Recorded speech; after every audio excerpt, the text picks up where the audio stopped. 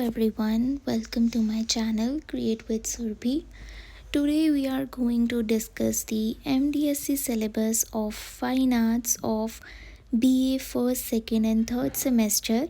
Stay tuned with this video कि आगे कौन से सेमेस्टर का क्या सिलेबस है, कितने यूनिट्स आते हैं, हाउ टू स्टडी देम और आप क्या टॉपिक्स आगे स्टडी करोगे। ये सिर्फ MDSC MDC multi disciplinary students के लिए हैं जिन्होंने आज तक कभी फ़ाइन आर्ट्स स्टडी नहीं करी, उनको फ़ाइन आर्ट्स का कुछ नहीं पता। सो this is a basic guide जिससे आपको आपका सिलेबस भी पता चल जाएगा और एक बेसिक स्टार्ट भी मिल जाएगी how to study this. We will be covering 3 semester syllabus in this video yet. So let's begin with this video. सबसे पहले हम फर्स्ट सेमेस्टर का स्टडी करेंगे। BA फर्स्ट सेमेस्टर का ये सिलेबस है जिसमें 3 यूनिट्स हैं। बेसिक की टर्म्स जिनको हम एलिमेंट्स ऑफ आर्ट कहते हैं and Indian painting basic introduction. कहाँ से शुरू हुई थी हमारी इंडियन आर्ट की जर्नी। एलिमेंट्स ऑफ आर्ट में आपने ये ज़रूर वर्ड्स सुने होंगे, लाइन, कलर। तो जो आपने चीज़ें सुनी हैं हम पहले उसी से स्टार्ट करेंगे, ज़्यादा कॉम्प्लिकेट नहीं करते हैं। लाइन आपको पता है इसको लाइन कहते हैं, बट इसमें हम स्टडी करेंगे horizontal lines, vertical lines, curved lines, spiral lines, dotted lines, broken line, मतलब टाइप्स ऑफ लाइंस आगे कैसे हैं, कहाँ से लाइन की शुरुआत हुई, किसकी लाइन कौन सी पेंटिंग में सबसे अच्छी है, कौन सी पॉपुलर है। ऐसे ही हम कलर को जब स्टडी करेंगे तो इसमें हम मेन कलर व्हील को स्टडी करेंगे जिसमें 3 कलर्स आते हैं, रेड, ब्लू एंड येलो। ये जो 3 प्राइमरी कलर्स हैं, इससे आगे सेकेंडरी कलर्स कैसे बनते हैं, टर्शरी कलर्स कैसे बनते हैं, कलर्स हमारी लाइफ को सिम्बॉलिकली इफ़ेक्ट कैसे करते हैं, जैसे कि red stands for love and also for danger और blood. How it affects our life style. जैसे मैं अभी अगर रेड पेन यूज़ कर रही हूँ तो इट मीन्स ये आपको दूर से दिख रहा है, it is very visible to you and how it affects your psychological level. तो हम इसको लाइन को, कलर को स्टडी करेंगे। Now what is proportion. Proportion क्या है? प्रोपोर्शन इज़ कि अगर एक ह्यूमन फिगर है तो उसको हम अलग अलग पार्ट्स में कैसे डिवाइड करेंगे ड्रॉ करने के लिए, और एक ऑब्जेक्ट है तो उसको हम कैसे डिवाइड करेंगे कि ऑब्जेक्ट बड़ा होगा या ह्यूमन फिगर बड़ी होगी। फॉर एग्ज़ाम्पल कि एप्पल बड़ा होना चाहिए या फिर एक ह्यूमन, एक मैन, तो इनमें से कौन सी चीज़ बड़ी होगी। ये इस चीज़ को स्टडी करने को हम क्या कहते हैं, proportion study and the types of proportions. Next we will, देखो ज़्यादा कॉम्प्लिकेटेड मत करो चीज़ों को, सिंपल लेवल पे समझो जो आपको समझ में आ रही हैं। बाकी जब इनकी डिटेल वीडियोस आएंगी तो आप उसमें अच्छे से समझ सकते हो कि क्या कहने का मतलब है यहाँ पे। Line, proportion, colour. Next we will go to perspective. ये जो टॉपिक्स हैं ये आप अच्छे से वीडियोस को देखना तो आपको ज़्यादा अच्छे से समझ में आएंगे। अभी मैं आपको एक वीडियो में ओवरव्यू देने के लिए बता रही हूँ। पर्सपेक्टिव इज़ अ पॉइंट जहाँ पे बहुत सारी लाइंस जो हैं मीट करती हैं ताकि उस चीज़ को हम 3Dनेस दे सकें, 3D लुक दे सकें। फॉर एग्ज़ाम्पल अगर मैं बिल्डिंग को कुछ इस तरीके से बनाऊँ और यहाँ पे रोड दिखाऊँ तो this will look 3D effect, right. वैसे ही फोर शॉर्टनिंग है। फोर शॉर्टनिंग यानी कि आगे वाली चीज़ बड़ी होती है और पीछे वाली चीज़ छोटी होती है एज़ कंपैरेटिव टू। जब आप देखोगे जो आपके पास पड़ी है चीज़ वो साइज़ में बड़ी होगी और पीछे वाली छोटी होती जाएगी, उसको हम फोर शॉर्टन कहते हैं। Next is चेरोस्कोरो। चेरोस्कोरो एक टेक्निक है, ये इटालियन टर्म है चेरोस्कोरो। इसका मतलब होता है लाइट एंड शेड। अब लाइट एंड शेड जब हम किसी पेंटिंग में डालते हैं कि कहाँ से लाइट आ रही है, उसकी शेडो कहाँ पे बन रही है, इस चीज़ को स्टडी करने को हम कहते हैं चेरोस्कोरो, राइट। तो ये हमारे बेसिक एलिमेंट्स हैं आर्ट के, जो पता होने ज़रूरी है। जब भी आप कोई आर्ट वर्क बनाते हो ये चीज़ आपको आनी चाहिए। Next we will go to Indian painting. Indian painting में आप स्टडी करोगे prehistoric Indian paintings Bhimbetka, कि कहाँ से इंडियन आर्ट की शुरुआत हुई, कैसे पेंटिंग्स बननी शुरू हुई। अभी तो आप सिर्फ एलिमेंट्स पढ़ रहे थे ना कि क्या क्या होना चाहिए। अब आप देखोगे कि एक पेंटिंग कैसे बनती है, कि अगर वो एप्पल है तो वो कैसे बना है, उसको कैसे कलर किया गया है। तो वो हम भीमबेटका से स्टार्ट करेंगे। देन हम अजंता केव्स में आएंगे। सब ने नाम सुना होगा अजंता केव्स का, बहुत ही पॉपुलर केव्स हैं और बहुत ही अच्छी केव्स हैं, बहुत सुंदर बनी हुई हैं। इसमें एक पेंटिंग बनी हुई है वसंत्र जातका। जातका का मतलब क्या होता है, वसंत्र की स्टोरी क्या है, ये सारा आपको डिटेल में स्टडी करवाएंगे। तो ये जो है बेसिक सिलेबस आपने पढ़ना है बीए फर्स्ट सेमेस्टर में। Line, proportion, colour, perspective, foreshortening, chiaroscuro, then prehistoric paintings Bhimbetka and Ajanta cave paintings. Vasantra Jatka is a storyline, not a whole thing, but Ajanta caves are very big cave structure. तो ये चीज़ें आप study करोगे अपने first semester के syllabus में, right.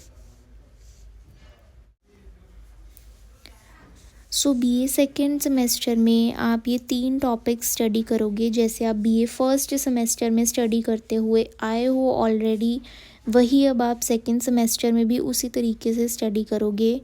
First, second and third unit with different terms and पहले आपने क्या पढ़ा था, इंडियन पेंटिंग। अब आप क्या स्टडी करोगे, इंडियन स्कल्पचर्स। और वही जो आपने पहले एलिमेंट्स पढ़े थे, अब उसको आगे कंटिन्यू करेंगे और डिटेल में पढ़ाएंगे, समझाएंगे। अभी आपको थोड़ा सा आइडिया हो गया है। फर्स्ट सेमेस्टर में आपको कुछ भी नहीं पता था कि क्या होता है फाइन आर्ट्स में, बट सेकेंड सेमेस्टर में now you get to know little about how fine arts begin, और आप आगे इसमें क्या स्टडी करेंगे। तो let's begin with our syllabus. Second semester में आप सबसे पहले स्टडी करोगे टेक्सचर, फॉर्म एंड शेप। अब टेक्सचर क्या होता है, किसी भी सरफेस को हम स्मूथ बनाते हैं या फिर हार्ड करते हैं, रफ़ होता है, कैसा होता है जब हम फील करते हैं लाइक क्लॉथ और फैब्रिक को, ये सब चीज़ों के बारे में डिटेल स्टडी। देन फॉर्म क्या है, शेप क्या है। अब this is the shape, but जब मैं इसको आगे शेडिंग दे दूँगी, शेडोज़ दूँगी, लाइट दूँगी, तो ये क्या बन जाएगा, this will created a form. For example this is shape square, but this is a form जो कि एक 3D इफेक्ट देगी आपको। सो फॉर्म और शेप में क्या डिफरेंस है, वेरी क्लियर। टेक्सचर क्या होता है ये भी आपको समझ में आ गया। इसको आप डिटेल में स्टडी करोगे तो पता चलेगा, ऐसे नहीं समझ में आएगा एकदम से, बट आपको बेसिक आइडिया हो गया कि क्या किसे कहते हैं। Next is composition. अब कॉम्पोजिशन क्या है, जब भी हम एक आर्ट वर्क क्रिएट करते हैं तो उसमें हम कंपोज करते हैं चीज़ें, कि पेड़ यहाँ पर आएंगे, मेरी बिल्डिंग यहाँ पर आएगी, जो रोड बनेगी वो यहाँ पे रोड बनाएंगे, ठीक है, और यहाँ पे पार्क होगा, यहाँ पे स्काई बनेगा, यहाँ से सन आएगा। तो इन चीज़ों को जब हम कंपोज करते हैं उसको कॉम्पोजिशन कहते हैं। बट अब हम थोड़ा सा और इसको जब डिटेल में समझेंगे तो उसमें क्या आएगा कि जो डिफरेंट एलिमेंट्स हैं, for example line, colour, principles लगा लो। प्रिंसिपल्स अब आप आगे स्टडी करोगे तो पता चलेगा, बट ये जो बेसिक हैं, टेक्सचर, शेप, इन सारी चीज़ों को हम कैसे कंपोज करेंगे एक आर्टवर्क में, उसको हम कॉम्पोजिशन कहते हैं, क्योंकि कॉम्पोजिशन या हमारी पेंटिंग सुंदर दिखनी चाहिए। तो सुंदर दिखने के लिए इन सब चीज़ों की नॉलेज होनी बहुत ज़रूरी है। नेक्स्ट आप जो टॉपिक स्टडी करोगे वो है बैलेंस। अब बैलेंस क्या होता है, वही अगेन बात आ गई, कॉम्पोजिशन में सारी चीज़ें जब अपनी प्लेस पर होती हैं, अपनी जगह पर होती हैं, तो वो सुंदर दिखती हैं। तो उस कॉम्पोजिशन को हम क्या कहते हैं कि ये बैलेंस्ड है। अनबैलेंस तब होती है जब कहीं से कुछ भी आ रहा होता है, कुछ भी बन रहा होता है जिसका कोई सेंस नहीं होता। तो ये अलग अलग तरह के बैलेंस होते हैं। This is one of the principles of art जो हमें पता होना ज़रूरी है। Next is sculpture in relief and round. हम किसी भी स्कल्पचर को जब स्टडी करते हैं उसके बारे में, अब स्कल्पचर क्या होता है, मूर्ति। जैसे आप मंदिरों में जब जाते हो ना, तो वहाँ पर जो मूर्तियाँ बनी होती हैं उनको हम स्कल्पचर्स कहते हैं, जो कार्व की होती हैं। वो पेंटिंग नहीं होती, वो मूर्ति होती है, उसको स्कल्पचर कहते हैं। अब वो स्कल्पचर रिलीफ में भी होता है, राउंड में भी होता है। कैसे, मान लो एक दीवार है, उसके ऊपर कुछ बना हुआ है, पत्थर से ही बनाया गया है, तो उसको आप रिलीफ बोलोगे, क्योंकि वो आप सिर्फ एक साइड से, सिर्फ फ्रंट साइड से देख सकते हो, सामने से ही आपको दिखेगा, पीछे से नहीं दिखेगा, तो वो रिलीफ है। बट जब आप उस मूर्ति को 360 व्यू से देख सकते हो, यानी कि आगे पीछे साइड्स से हर जगह से आपको मूर्ति वो दिख रही है एक जैसी, तो वो राउंड स्कल्पचर है। राउंड यानी कि सारी जगह से दिख रहा है, और रिलीफ यानी कि आप सिर्फ आगे से देख पा रहे हो। तो इसको भी आप आगे डिटेल में समझ सकते हो कि क्या है ये टर्म्स, क्या है इनका मतलब। Texture, form, shape, composition, balance and sculptures, जो मैंने आपको अभी बता दिए थोड़े बहुत। नेक्स्ट आप इंडियन स्कल्पचर्स में जाते हो, तो इसमें आप सबसे इम्पॉर्टेंट हमारी इंडस वैली सिविलाइजेशन, सिंधु घाटी की सभ्यता को स्टडी करोगे, जो कि बहुत ही इम्पॉर्टेंट है। मोहनजोदारो वाली जो फिल्म अगर किसी ने देखी हो तो उसके ऊपर बेस्ड जो सिविलाइजेशन है वो इंडस वैली है। इंडस वैली यानी रिवर, इंडस वैली का नाम है, रिवर का नाम है, और सिविलाइजेशन यानी कि उसके आसपास जो भी सभ्यता, कल्चर, ट्रेडिशन, जो भी वहाँ पे लोग बसे थे, रहते थे, उनके बारे में। सो इंडस वैली सिविलाइजेशन हो गया। वहाँ पे एक बहुत ही इम्पॉर्टेंट सील बनी है, पशुपति सील। ये हमारे लॉर्ड शिव जी के रिलेटेड बनी हुई है, जिसको हम स्टडी करेंगे।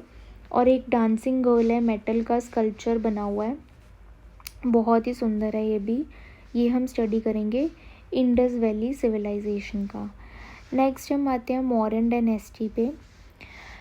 सारनाथ जगह का नाम है, वहाँ पे मौर्यंस ने राज किया था। डायनेस्टी यानी कि जो वहाँ का राजा था, किंगडम था, उसका नाम मौर्यन डायनेस्टी। सारनाथ जगह है, वहाँ पे लाइन कैपिटल बना हुआ है। लाइन कैपिटल अब क्या है, आपने सिक्के के पीछे ना एक एम्बलम बना देखा होगा शेर का। मेरी ड्राइंग थोड़ी बेटर है, अभी थोड़ी ऐसी सी चला लो काम। ऐसा कुछ एम्बलम, मतलब कॉइन्स के पीछे जो शेर का बना हुआ दिखता है आपको एम्बलम, वो है लाइन कैपिटल बना हुआ मेन, जो हमने स्टडी करना है सारनाथ में। इसको आप और नेट पे इमेजेस निकाल के देख सकते हो, या फिर वीडियोस में भी पढ़ सकते हो मेरी कि क्या है आगे। तो ये आप स्कल्पचर्स स्टडी करेंगे, line capital, Pashupati seal and dancing girl, और ये बेसिक एलिमेंट्स जो मैंने आपको अभी बताए, प्लस स्कल्पचर्स किस तरह के होते हैं वो पढ़ेंगे। तो ये थी हमारी सेकेंड सेमेस्टर एमडीएससी का सिलेबस। इसको आगे डिटेल में पढ़ने के लिए आप वीडियोस में जाके स्टडी कर सकते हो, चैनल पे देख सकते हो। और अब हम थर्ड सेमेस्टर की तरफ चलते हैं। ये बीए थर्ड सेमेस्टर एमडीएससी का सिलेबस है। इसमें आप 3 यूनिट्स स्टडी करोगे। अब फर्स्ट ईयर में आपने काफ़ी हद तक पता कर लिया है कि क्या होता है सिलेबस और क्या क्या इसमें चीज़ें स्टडी करने के लिए होती हैं।